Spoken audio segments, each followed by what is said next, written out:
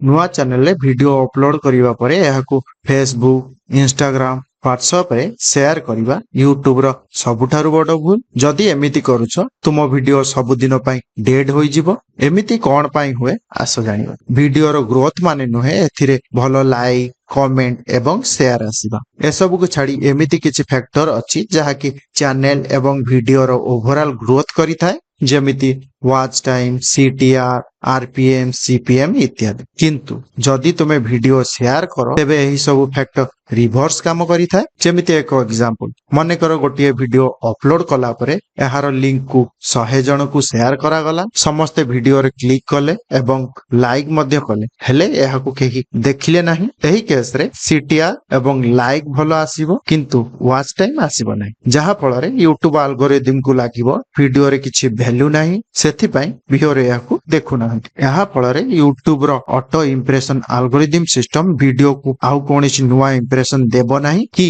नुवा व्यूअर मानको पाखकू वीडियो को सेंड करिवो नाही। फल रे वीडियो रे व्यू आसीबो नाही एवं एहा डेड होई जिवो। वीडियो को शेयर करिवा परे इंप्रेशन ऊपर अन्य की प्रकार इफेक्ट पड़ी थाए आउ एक वीडियो माध्यम रे जानिबा।